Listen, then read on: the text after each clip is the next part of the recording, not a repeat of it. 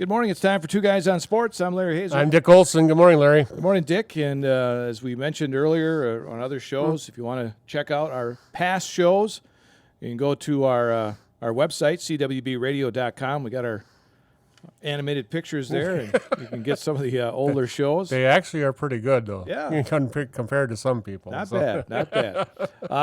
But yeah, if you want to check that out, you can do that. And I was just thinking earlier today, if people have any ideas or something they want us to talk about. Larry, I said I'm always open for new ideas. I mean, we do, of course, we have a lot of news every week we report on, but if somebody else would like to see something added, always open. Yeah. I'll try anything. Somebody that, out there that you want us to talk to or get on the show or some subject that you'd like us to talk about that maybe we don't. Yeah, are we missing out on something? Yeah. That's the biggest thing I want to know. Are we missing out somewhere? You never know. There could be something out there that we're not sure of. The top senior boys and girls basketball players in the state are at the Wisconsin Basketball Coaches Association All-Star Games. Of course, yesterday was the girls. Today is the boys. Yeah. And a lot of area athletes involved. Oh, man, just tremendous, especially on the boys' side. Well, the girls' Division 4 is very loaded from the north side. Pretty athletes that we've seen all these 4 years. And then along with Sophie Coker in D5 and the Marshall girls in D1. But the D4 boys is just loaded with area athletes and a lot of height and a lot of ability and a lot of guys who are going to play at the next level too. Sure. So, you look at we mentioned this before about the Division 5 which is being played this morning, where they split up a couple of guys in the Columbus Catholic team. Yeah, Emmett Konitsky, probably for the first time in his career, is not going to be playing on the same side with Blake Jacoby and Charlie Moore. So. Yeah, interesting how that played out. But, yeah, they're going to be playing against each other. We talked about, Larry, very few teams have ever put three guys in an all-star game, and I think that's maybe part of it, too. You don't want total familiarity. Right. Marathon does have two guys in the Division 4 black team, and that may be the one you're talking about, where you've got Tyler Underwood, Grant Warren, and Bo Volrath. Yes. All in the same team. Yeah, and then Weinfurtner from Auburndale on there. He's 6'5". He's on the other team. Oh, he is? He's on the white team. Okay. Yeah. But Volrath and Grant Warren. Warren, wow, that's a massive front line. Volrath goes about 6'5", 6'6". Warren goes 6'9", so that should be something to see over there today. So yeah, those are some good teams, and again, that's today. Got underway at 9 this morning, and then they'll follow Division 5 this morning, and then Division 4, and then 3, 2, and 1 throughout the day. Yeah, and I know they had a lot of halftime entertainment and a lot of different stuff. So the Bucks dance team is up there, and some other stuff from the Bucks, and very entertaining 2 days, but that the Wisconsin basketball coaches put together. So All right, and then next month, hard to believe, but July is next week already. Yeah, next week. Yep. You've got the football All-Star games coming up next month. And that'll be over in Oshkosh. The 8-man will be on Friday night, and then the small school will be early afternoon, and then followed by the big school. Yeah. So on Saturday, and those will be held at Titan Stadium over in Oshkosh. Yeah, we'll get more on those as they draw closer. And still again, a lot of area kids. Yes. A lot of area kids involved there. So. Yes, there is. And coaches. And maybe even some repeat names. Who knows? Yeah. We'll see from the basketball. Yep. All right. Northwoods League Baseball. I was just going to check the standings on this because we really don't, I report on it sometimes, but they have that divided up now into 4 divisions. Yeah. I mean, that's really expanded. When it started, Larry, it was basically Wisconsin and Minnesota, maybe a touch into Iowa, but then now you're into Canada, North Dakota, South Dakota, Indiana, Illinois, Michigan. So yeah, it's all over. It's all over the place. So. Yeah, you've got 2 Great Lakes divisions and 2 Great Plains divisions. And the Wausau Woodchucks are the top team in the Great Lakes West at 22-6. Yep. So. Doing very well. Wisconsin Rapids Rafters are in that division as well. Yeah. They are 13-15. Yeah, Raptors was that last year. They had or 2 years ago, but they had just unbelievable year. They blew everybody away that year. So Lacrosse Loggers are the top team in the Great Plains East. They are at 18-9. That's the same division that Eau Claire Express are in. They're at 12-17. Yep. But the Minnesota Mud Puppies must not have joined in there too soon because they're only 1-10. Or else they're getting a lot of rain. I don't know. They're not sure why. Kind of a late start there. Right? Yeah. So I was always interested to see the nicknames of these teams. Yeah. Yeah, and a lot of them, fit. Okay, you talk about the Wausau Woodchucks. It's that goes back years. Lacrosse logging, the logging industry off the Mississippi. The Eau Claire Express. That's the train up in that area. The rafters at Rapids. There you go. That kind of thing, and it's really brought these communities together. The Madison Muskies is another one, and they really make it an entertaining game if you've ever went to one. Yeah, so, yeah, they get the crowd involved into it. Absolutely. Just about every inning between there's innings, something going on. And and they have a lot of deals for the kids, and it's a nice value of entertainment for a family to go to one of these games. Yeah, so. you look at some of these names. You've got I don't even know where Royal Oak, or where that one's from, but they're the Royal Oak Leprechauns. Wow. The Traverse City Pit Spitters. Okay. With the Royal Oak, I wonder, is that the old South Bend team maybe? I'm not sure. There used to be a team out of South Bend. Okay. And the only reason I say that is Leprechauns. That's home of Notre Dame. So. Oh, sure. Yeah. So. Yeah, I'm not sure where they're out of. Yeah. But then you've got teams like the I just saw one here. The Badlands Big Sticks. Wow. And the Minot Hot Tots. That's interesting. Yeah. So. Then the Bismarck Larks. Yeah. Isn't it the Rochester Honkers or something? The Rochester Honkers. Yeah. They've been a stable right from the beginning too. So. Yes. So that's going on in the. And one thing new this year, Larry, not in the same thing, but they also have a Northwoods fast pitch softball league too going this year too. Yep. I don't know how many teams they've got there. I know lacrosse has a team. Yeah, lacrosse is the one that I've been kind of keeping track of. The other ones, I know they have a Mankato team and some other, not very big yet. No. With that. Yeah, and you got the first year they're going to be dealing with other summer league fast pitch. It takes a while. It took a while for the Northwood leagues to catch on because you're dealing with out east and a few other leagues, but they've grown, and they've done it the right way, and now they can compete with anybody in the nation. And there's been some nice major leaguers come out. Dalton Varsho. Sure. Now at Toronto, Jordan Zimmerman played for the Eau Claire Express when he was at Stevens Point, and then went on with a great career at the Washington Nationals. So. And I heard Mark McGuire's son is playing with a team. Okay, interesting. So. I don't remember which team off the top of my head, but he is playing in the Northwoods League as well. Okay. So, there's a lot of talented players, and it's watched by the major league teams tremendously. Yep. So one of the better and bigger leagues in the nation. And they watch it because these leagues use wooden bats. I think that's a big part of it. College, of course, to save money, they do use aluminum.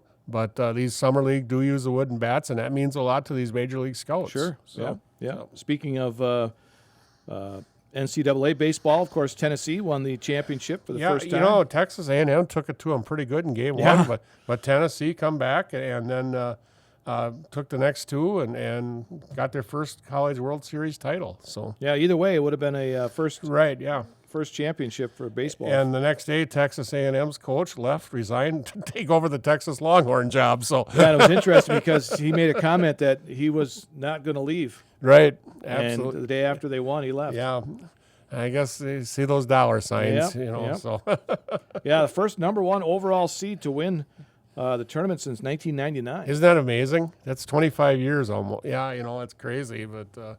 A lot of these teams fly under the radar all season. Texas A&M was one of them. Yeah, and you get hot at the right time. It's like any other tournament, whether it's basketball or WIA basketball. If a team gets hot, they can be pretty dangerous down the stretch and beat anybody. So you bet. All right, let's do the where are they now before we get into some other stuff here on the show. Okay, Larry, I am going up to Stratford and talk about Sean Kitchener. And Sean was a 2003 graduate of Stratford High School. Sean was a 3-year letter winner on the Stratford football team. His sophomore year, the Tigers were 11-2 on the season, qualifying for the WIA Division V playoffs where they would lose to Edgar in Level 4, 11-9. Sean was a starter on defense at defensive back that year with 28 tackles and 2 pass interceptions. His junior year, the Tigers were 12-1 on the season. They were Marywood Conference champions, qualifying for the WI Division playoffs, where they would lose to Edgar in the Level 4 again, 6-0.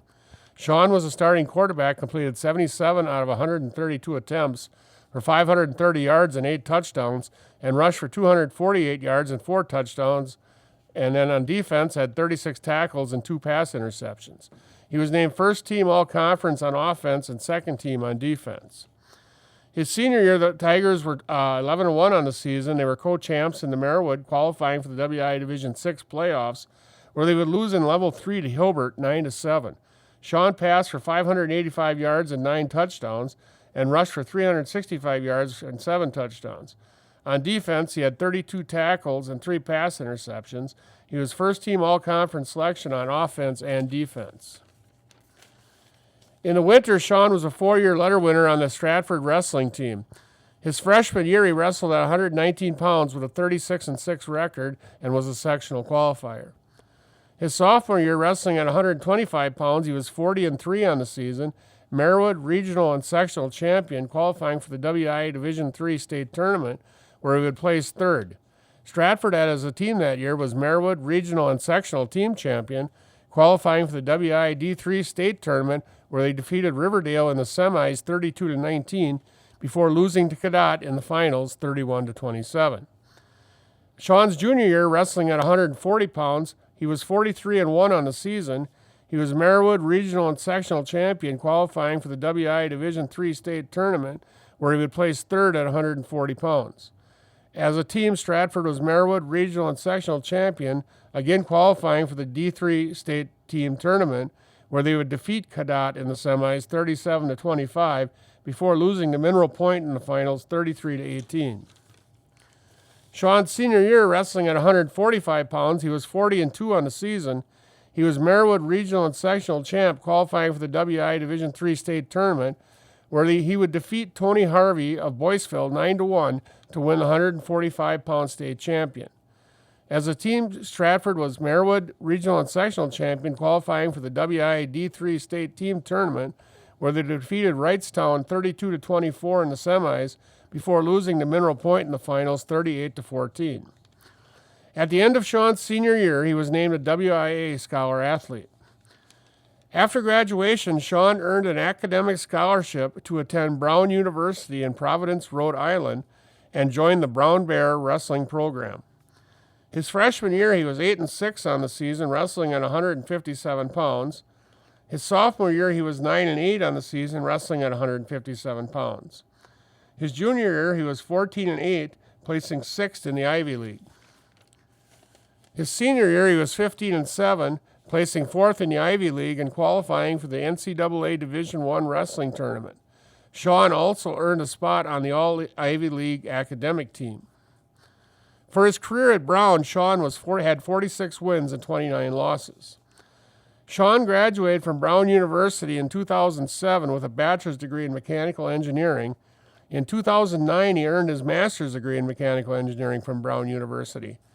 Today, Sean is vice president of business processes for Nelson Jameson, and Sean and his wife, Nicole, reside in Marshfield, Wisconsin. Sean Kitchener, Larry. Okay. And I got to say, I've been doing these for 3 or 4 years. I believe this is my first Ivy Leaguer. And also, I said, this kid in football, they had the 3 years before that, they barely missed going to state. And after he graduated, they won state 6 years. That's when they went on that 6-year run. Yes, so yes. Wow. He missed out on a lot of trips to Camp Randall, just barely too. Edgar kind of kept him away from a lot of it. So you talk about his wrestling career in high school, and just how tough it is when you get into college. Yes, absolutely. I mean, you looked at his record; he was 145 state champion, and he gets into college, and he was like 8-6. Yeah, and even in an Ivy League, where there's it's non-scholarship, athletic scholarships. Yeah. So Wow. I mean, it's tells you a lot. And to this day, I said one of the top teams you see in the country all the time is Cornell, out of the Ivy League. Always very strong wrestling program out there. So. Yeah, and a lot of other sports too. Yeah, absolutely. Yeah, Cornell's made life miserable for a lot of teams in the NCAA basketball tournament also. Yeah. And isn't it lacrosse? Aren't they good in that? Yes, I think, too? yeah, that's a very strong out east is lacrosse. Yeah. So. All right, where are they now? Good stuff there for Mr. Kirchner, still in Marshfield. Yes, yep. Yeah, came around. Times they don't come back. No, and his wife from the southeast, and so okay. they came back here, but doing a job with his master's degree, and that's always impressive when they get with those MBAs. So. Yeah, right. Yes, especially from an Ivy League. Yes, absolutely. All right, baseball is what I want to talk about next. We got a lot of stuff to talk about here with baseball. The Brewers, boy, I tell you, for a team that is just kind of putting pieces and parts together, they are really doing well. I said, it's a stretch when you I guess you purchased. It was a trade for cash, a 36-year-old minor leaguer from the Seattle Mariners. Even though he has had a nice career, he was a 2015 Cy Young Award winner for Houston. But, Dallas Keuchel got the start yesterday. And through the first round, he was pretty good through the second time they caught up to him. But how about that Brewer bullpen, Larry? 6 innings, nothing. Absolutely nothing. So yeah, that's one of the things that it's keeping them together. Yeah, bullpen. Yeah. Sometimes those starters aren't getting too many innings. Yeah. But the Brewers took the lead in the league for having the most starting pitchers yesterday. They had tied it on Tuesday, and now they had number 14 on Wednesday. So I see on Tuesday they went with the opener. Milner, yep. Yeah, Milner pitched 2 innings out of the bullpen. Which is I thought that was interesting that he pitched 2. Usually he's a 1-inning guy. Jared Koenig has pitched a lot of games as the opener, but they seem to do it before Bryce Wilson. And Bryce Wilson was just awesome on Tuesday with 6 innings. Solid. That's an interesting way. Miami started that, I think. Yes. That's an interesting way of pitching because you're going to get 2 or 3 innings from that reliever, and then your starter comes in and he can go late into the game. Yeah. Bryce Wilson, I think he threw 70 pitches in 6 innings yesterday, and then they turned it over to Peguero in the 9th on Tuesday night. Yeah, and by then you're already in the 9th. Yeah, absolutely. Yeah. So you give McGill the day off. You gave Payamps the day off. Whoever else down there, so. As long as that opener can do well. Yeah. Those first couple innings. And Koenig has been very good at it. And that's all they know that's all they have to pitch is an inning or 2. Yes, absolutely. But I'll tell you what, you talk about piecing together a staff. He's, you knew you're coming in this year without Burns. You weren't going to have Woodruff. You were talking about Wade Miley being your number 2 while he's been hurt. D.L. Hall, who they got in the Burns trade, he got hurt. So they bring up the kid Gasser, who looked awesome in his 4-star. Tommy John. But Toby Myers, Tobias Myers. Yeah, Tobias. He has been great the last 4. So he had a couple of rocky ones at the beginning, but he has just been lights out the last 4.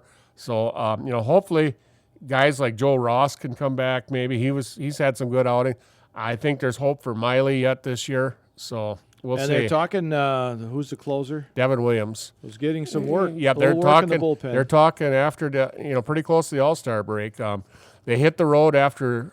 Well, they got a big series. To me, Larry, I don't care if the Cubs are 9 or 10 games out of any team. When you play a team in the Central Division, is a big series. Yes, it is, and especially at home. Yeah. And it's going to be another boo fest for Craig Counsell. I guarantee you that. But that's a big 3-game series. It is. But then they go out for 4 games to Colorado, a place where they have typically not played well. And then a week from this weekend, you have 3 games with the Dodgers. So. Oh, okay. So it's a pretty good 7-game road trip, and by then you're winding to the All-Star break. Right, yeah. But right now the Brewers, after their win yesterday, 15 games over 500. Yeah, and they are now just past the halfway. I think they are at the halfway, 48-33. 48-33. So that's 81. Yeah, so they are at the halfway point. That is terrific. For a team that we hope maybe would play 500 or a little above it and be scratching for one of the wild cards. But right now they've got a 6.5-game lead in the division. So. And then you look at the Cubs, thinking they got their guy in Craig Counsell, and they're 10.5 games out. Yeah, you bet. And in last place. Yeah, and they of all the teams in the division, they have underachieved by far. Yeah. Cincinnati and Pittsburgh have were both very young, but have had good moments. St. Louis got off to an extremely slow start, but they are playing very well right now. They're coming on like they always do. Yeah, you bet. So it's the Cubs are a little bit of trouble, I think. And, Craig Counsell has gone from the most popular guy in Chicago to not so popular. But, I said, you look at the difference between, yes, he and Pat Murphy were together, but Pat Murphy is blessed with a lot more speed than Craig Counsell ever had in his lineup, but they do a lot more bunting, a lot more stealing. They're not relying on. I mean, they hit the long ball, but they're not relying on it. They do. But, and speaking of 3 grand slams out of the last 5 games. And how about the triple play? Yeah. Before I forget about that, that the Phillies turned the other night. It's the first 1-3-5 triple play since 1929. That's an interesting one because I'll tell you, that's pitcher to first base to third base. Did you hear how it happened? No, I didn't. I heard the other day somebody saw it happen. The batter tried a bunted it in the air. So the guy thought he was going to not catch it, the pitcher. Okay. So he was able to get it before it got to the ground, went to first to get the guy doubled off there, and then the guy at third thought he won. Yeah. He was. I think he was already across the plate. Okay, so they just had to throw it. Yeah, throw it to third and got him out. So yeah. Yeah. Speaking of saying, in yesterday's game, Jackson Churio inside the park home run. I heard about that. Yeah. Yeah. So I think you're going to see a few more from this guy on this. He's going to be a good player. He right now. He has overtook L.A. De Cruz from the Reds as the fastest guy around the bases. Right? Oh, really? Yes. Well, that's saying something because Cruz gets around the bases. And that was last week when he had to. It was on. It's an inside. It was not inside park. He did circle the bases. They call it the Little League home run. Yeah, right. Yep. But yeah, he circled that the fastest time of any major leaguer this year. Wow. So and he can run. That's something to hold. And I'll tell you what, he's hitting better. He's going to be a fixture. And Sal Frelick is hitting well. Yelich is hitting. It'll be interesting what happens when the center fielder who's out. Mitchell, who's because Perkins is playing well too, but he's not hitting quite as much. Yeah. But he's an outstanding defensive outfielder, and that might be what his forte is. But yesterday's game, Larry, Andrew Monasterio got the game-winning hit. Now here's a guy that you pretty much forget about because Joey Ortiz and Bryce Terang have taken up second and third. Yeah. Bryce Terang was a platoon player last year. He is doing well from both sides of the plate, and Joey Ortiz is just taken off crazily. He's ranked. He's number 3 in voting for third baseman in the National League. So. Yeah, they're looking to maybe get him. They're trying to get him past Manny Machado. Good luck there. You got San Diego. That's a pretty big market. But speaking of the All-Star game, catcher William Contreras, leader in the catchers for the National League, and Christian Yelich is second one of the leaders. in the outfield. So they are getting some love. So the interesting thing with the All-Star game voting is there's 2 phases, I guess. Yeah, and now they are going into the second phase. Yep. And that's where they're pushing people to vote for Ortiz, maybe Adames and Terang, trying to get them up in the totals. I don't see any pitching staff members. No, not this year. I said nobody has been lights out in the bullpen, or has a name either. Right. If Devin Williams is there, Devin Williams is going to make it for sure. But the way they do things, McGill has been their most used closer, but 15 saves or whatever, that's not even nowhere near the top. No, absolutely not. No. So. Yeah, you talk about pitching, but the offense, they're talking in the Major League Baseball, is down across the board. Yeah. The league-wide batting average this year is .242, which is tied for the 3rd worst in the modern era. Yeah, and you can put it on a lot of things. The pitching is probably pretty good, but the game is kind of home run or nothing right now. The Brewers are kind of an oddity in the way they play, stealing bases and stuff, manufacturing runs. A lot of teams don't do that anymore, and who knows, But one of the guys, Blue Jays shortstop Bo Bichette, told USA Today that they have every bit of information on us. He's talking about pitching. Mm-hmm. So if we're struggling on something specific, they know exactly what it is. Yeah, the way everything is set up now. And you speak of Toronto. Dalton Varsho, I believe he's leading the team in home runs and RBIs, but he's hitting like 223, 225. And that's a lot of that. A lot of that. Hitters. A lot of that. Yeah. So. Yeah, and they're saying that some of these guys have so many different pitches. Yeah, absolutely. I mean, you don't know what to look for as a hitter anymore. And then, it used to be, guys went 7 or 8 innings, you knew the pitcher, and you got to see him 3 times in a game.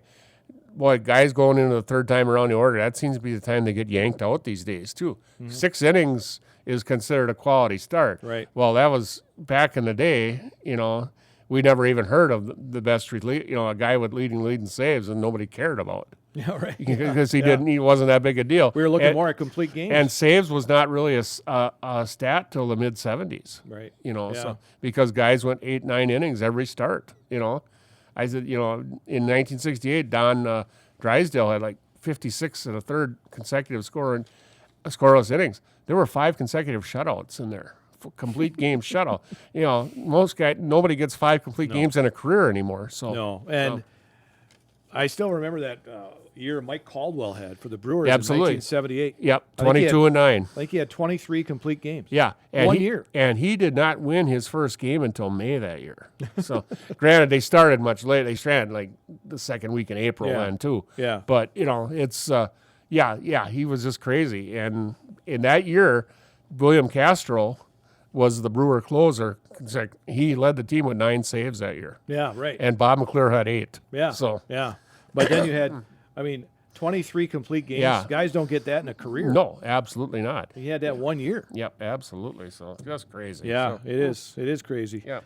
Florida Panthers win their first Stanley Cup final. Boy, I tell you, they almost blew it. Edmonton gave him a run. It was down 3-0. They came back 3-3, but just looked like Edmonton ran out of gas in that last game. Oh. From what I see, I didn't see a whole lot of it, but it was great, and so we'll see. I guess Florida was happy that it was on their home ice. Yeah, absolutely. That's Game 7. Yeah, absolutely. So, but Connor McDavid of Edmonton, wow, he had quite the postseason. You had to kind of feel bad for him because he was the best player on the ice.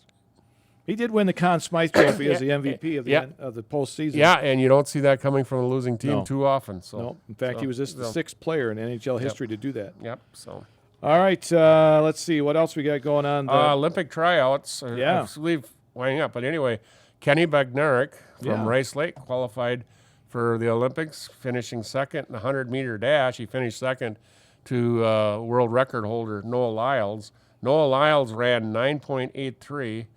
Bednarek ran 9.87, and Fred Curley, who was third, who also qualified, 9.88. Some of these times are just nuts, amazing. Nuts. The 400. Yeah. 44.17 in a 400. Yeah, that's a dead sprint. Same with the 200. Those are dead sprints now. That is amazing. And then there's Quincy Wilson. He's a 16-year-old from Maryland, finished 6th. 44.94 for a 16-year-old of 400. Yeah, that's probably the best high school number in the country this year by far. If you'd have had that in Wisconsin, that'd shatter the all-time record. I don't think anybody's gotten below 48. Yeah, I was gonna say, boy, it's been just recently we've seen people breaking 50. Yeah, it's not been that long ago when 50 to 52 was the norm for the 400. So it's just amazing some of the times. But it'll be interesting to watch the Olympics. They're still going. I think they're still going on out in Eugene through the weekend. I think through Sunday. Yep. Yeah, and I think the swimming and diving is finished, and of course the Olympics is about a month away. So 30 days from Tuesday, I believe. You is bet. What it was. So. All right, let's see.